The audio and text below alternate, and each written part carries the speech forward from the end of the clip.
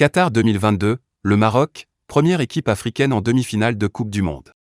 Après avoir éliminé l'Espagne, le Maroc s'est qualifié pour les demi-finales de la Coupe du Monde en battant le Portugal, 1-0, ce samedi à Doha. Les Lions de l'Atlas, qui sont la première sélection africaine à atteindre ce niveau, affronteront mercredi le vainqueur de France-Angleterre. Le Cameroun en 1990, le Sénégal en 2002 et le Ghana en 2010 avaient échoué en quart de finale. Le Maroc est devenu la première sélection africaine à franchir ce niveau, après avoir dominé le Portugal, 1-0, grâce à un but de Youssef En-Nesyri en fin de première mi-temps.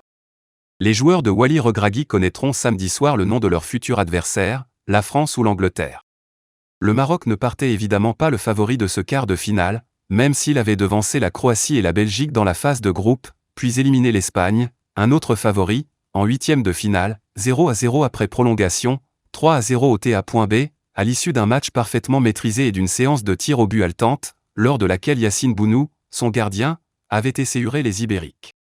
Car le Portugal, même avec Cristiano Ronaldo devenu remplaçant de luxe depuis la flamboyante qualification obtenue contre la Suisse, pas habitué à subir un tel affront, 6-1, avait le profil d'un candidat au titre mondial.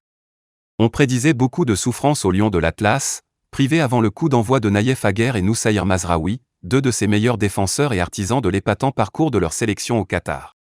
En-Nesyri, l'opportuniste.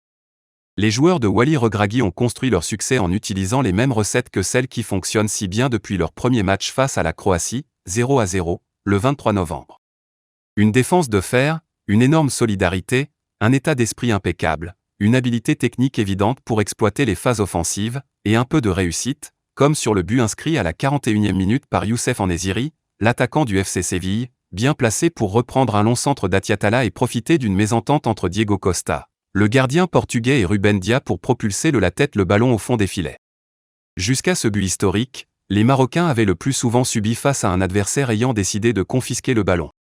Yacine Bounou avait évité le pire à son équipe en détournant en corner une tête de Joao Félix, 4e, et vu l'attaquant de l'Atlético Madrid manquer le cadre, 30e, 38e.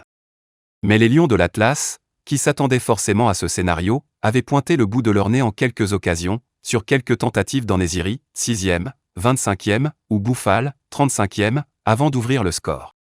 Ils auraient pu inscrire un second but grâce à Atiatala, 45e plus 2, mais aussi voir les Portugais revenir à la hauteur si une frappe de Bruno Fernandes dans un angle impossible n'avait pas heurté la barre de Bounou, 44e. Bounou encore décisif.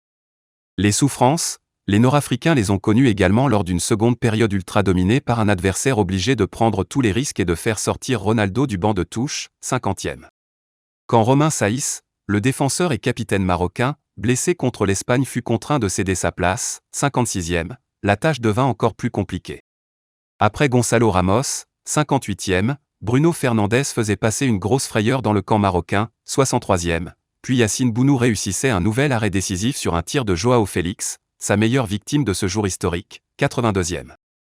Fatigué mais héroïque, obligé de faire 8 minutes d'effort supplémentaires après la fin du temps réglementaire, les Marocains pouvaient encore compter sur Bounou qui venait confirmer qu'il est bien un des meilleurs gardiens de cette compétition, en stoppant une tentative d'un Ronaldo qui ne sera jamais champion du monde, le seul titre qui manquera à son immense carrière, 90e plus 1.